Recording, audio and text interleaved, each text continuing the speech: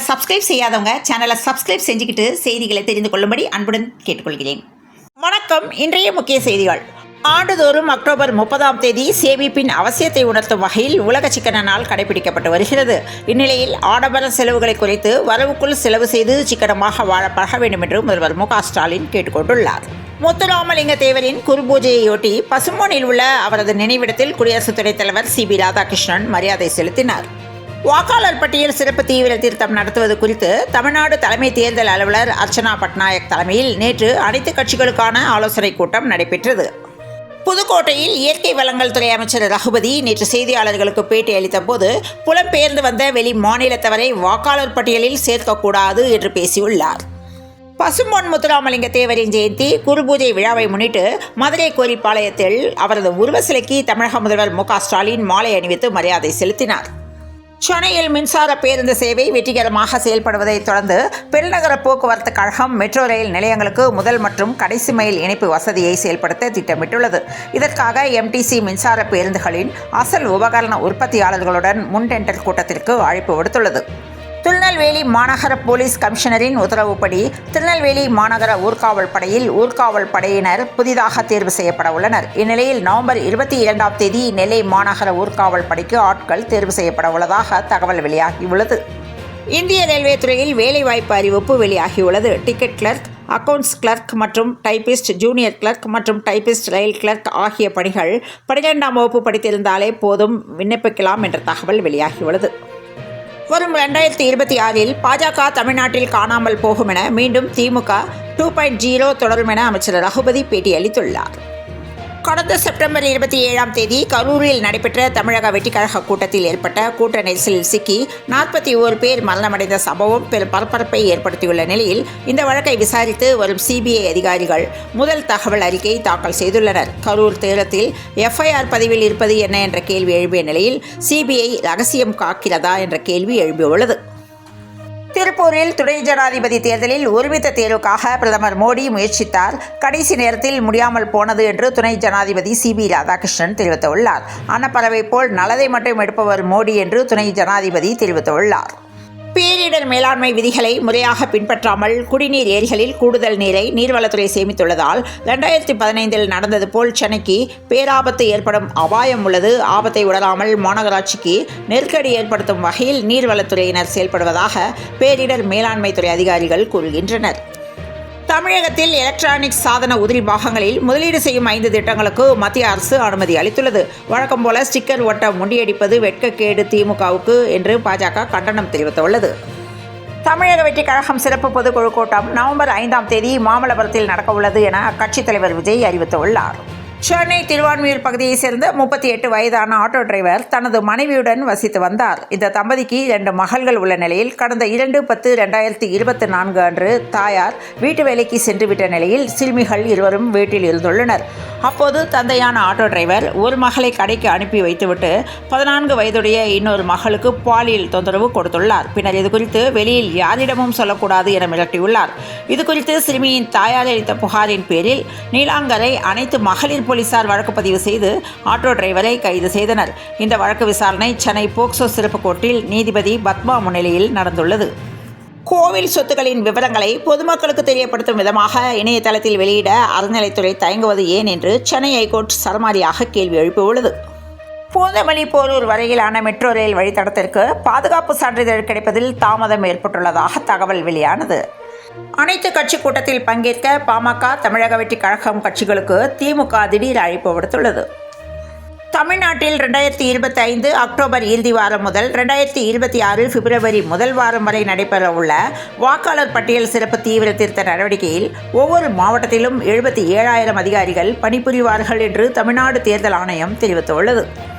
தமிழக வெற்றிக் கழகம் நாமக்கல் மாவட்ட செயலர் சதீஷ்குமார் மீதான வழக்கை ரத்து செய்ய சென்னை உயர்நீதிமன்றத்தில் காவல்துறை தரப்பில் எதிர்ப்பு தெரிவிக்கப்பட்டது. பல்வேறு அரசு நிகழ்வுகளில் கலந்து கொள்ள தென்காசிக்கு தமிழக முதல்வர் மு.க.ஸ்டாலின் நேற்று வந்திருந்தார். இந்நிலையில் காலை பல்வேறு நலத்திட்ட உதவிகளை வழங்கும் நிகழ்ச்சியில் கலந்து கொண்டு குற்றாலம் பகுதியில் உள்ள அரசு விருந்தினர் மாளிகையில் சிறிது நேரம் ஓய்வு எடுப்பதற்காக தங்கியுள்ள நிலையில் குற்றாலத்தில் முதல்வரை சந்திக்க திமுகவினர் சுவரேறி குதித்ததால் காவல்துறை திணறியுள்ளது. கடந்த சில தினங்களாக அதிமுக கூட்டணியில் தமிழக வெற்றிக் கழகம் வரப்போகிறது என்கிற தோணியில் அதிமுகவினர் பேசி வந்த நிலையில் இன்று தமிழக வெற்றிக் கழகத்தின் நிர்மல்குமார் பேச்சு அதற்கு முற்றுப்புள்ளி வைப்பது போல் அமைந்துவிட்டது.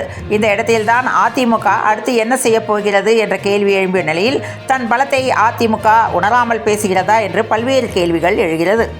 வடகிழக்கு பருவமழை தொடங்கிய பின் அடையாறு ஆற்று முகத்துவாரத்தை முதல்வர் சுகாதார அமைச்சர் பார்வையிடுகின்றனர். மழை தொடங்கும் முன் பார்வையிடாமல் தாமதமாக சென்று வெற்றி விளம்பரம் செய்கின்றனர் என்றும், சென்னையில் வசிக்கும் மக்கள் மழை வரும் முன் படகு வாங்கி வைத்துக் கொள்ளுங்கள் என ஏற்கனவே சொன்னேன், மீண்டும் அதே ஆலோசனையை கூறுகிறேன் என்று அன்புமணி ராமதாஸ் தெரிவித்துள்ளார். கல்வியில் தமிழகம் இதுவரை சந்தித்திராத இரு இக்கட்டான நிலையை இப்போது சந்தித்துக் கொண்டிருக்கிறது. மொத்தமிருக்கும் 21 பல்கலைக்கழகங்களில் 12இல் துணைவேந்தர்கள் இல்லை என்ற தகவல் வெளியானது. சென்னை மயிலாப்பூரில் உள்ள தமிழக காவல்துறை தலைமை இயக்குனர் அலுவலக மின்னஞ்சல் முகவரிக்கு புதன்கிழமை ஒரு மின்னஞ்சல் வந்தது. அதில் சென்னை தியாகராய நகரில் உள்ள நடிகர் பிரபு வீடு, அண்ணா சாலையில் உள்ள அமெரிக்க துணை தூதரகம், அபிராமபுரம் டான்புல் சாலையில் உள்ள அமெரிக்க துணை தூதரக அதிகாரிகள் தங்கியிருக்கும் வீடு உள்ளிட்ட 5 இடங்களில் வெடிகுண்டு வைக்கப்பட்டுள்ளதாகவும் அது சிறிது நேரத்தில் வெடிக்கும் எனவும் குறிப்பிட்டிருந்தது.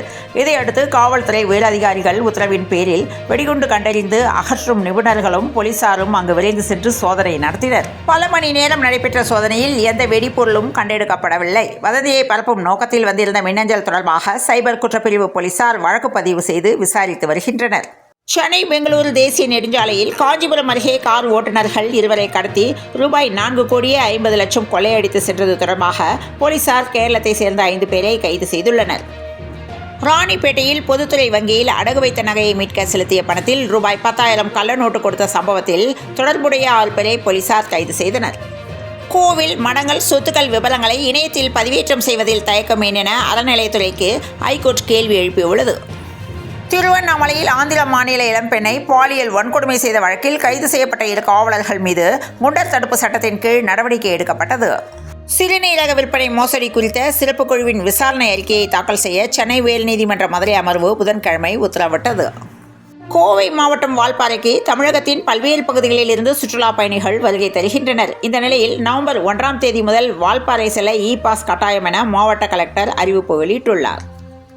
தமிழ்நாடு துணை முதலமைச்சர் உதயநிதி ஸ்டாலின் அவர்கள் 3வது ஆசிய இளைஞர் விளையாட்டு தடகள போட்டி மற்றும் 4வது தெற்காசிய சீனியர் தடகள சாம்பியன்ஷிப் போட்டிகளில் பதக்கங்கள் வென்ற 8 விளையாட்டு வீரர் வீராங்கனைகளுக்கு மொத்தம் 40,50,000 ரூபாய்க்கான ஊக்கத்தொகை காசோலைகளை வழங்கி மேலும் பல பதக்கங்கள் வெல்ல வாழ்த்து தெரிவித்துள்ளார்.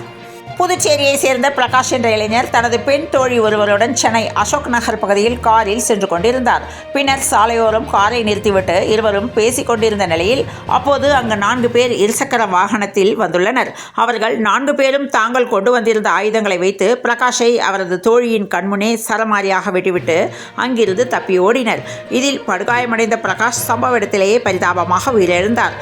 இதுகுறித்து தகவல் அறிந்து வந்த போலீசார் பிரகாஷின் உடலை கைப்பற்றி பிரேத பரிசோதனைக்காக அனுப்பி வைத்தனர். அவரை கொலை செய்தவர்கள் யார் என்று குறித்து போலீசார் தீவிர விசாரணை நடத்தி வருகின்றனர். குறிப்பாக பிரகாஷுடன் காரில் அமர்ந்து பேசிக் கொண்டிருந்த பெண் தற்போது தலைமறைவாகியுள்ளதாக கூறப்படும் நிலையில் அவரையும் போலீசார் தேடி வருகின்றனர்.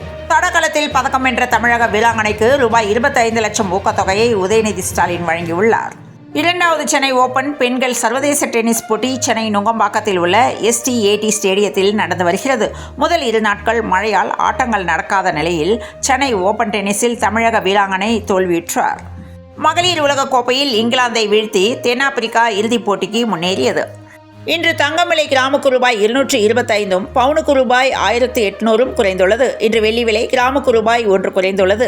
அதன்படி சென்னையில் இன்று 22 கேரட் ஆபரண தங்கத்தின் விலை ஒரு சவரன் 88,800 ரூபாய்க்கும் 1 கிராம் 11,100 ரூபாய்க்கும் விற்பனையாக உள்ளது. தமிழகத்தில் இன்று முதல் நவம்பர் 4ஆம் தேதி வரை மிதமான மழை பெய்ய வாய்ப்புள்ளதாக சென்னை வானிலை ஆய்வு மையம் தகவல் தெரிவித்துள்ளது. இத்துடன் இந்த செய்திகள் நிறைவடைந்த நிலையில் தொடர்ந்து இணைந்திருங்கள் பிரபாஸ் கதம்பம் செய்திகளுடன். மீண்டும் நாளைய செய்தியில் சந்திப்போம். நன்றி, வணக்கம்.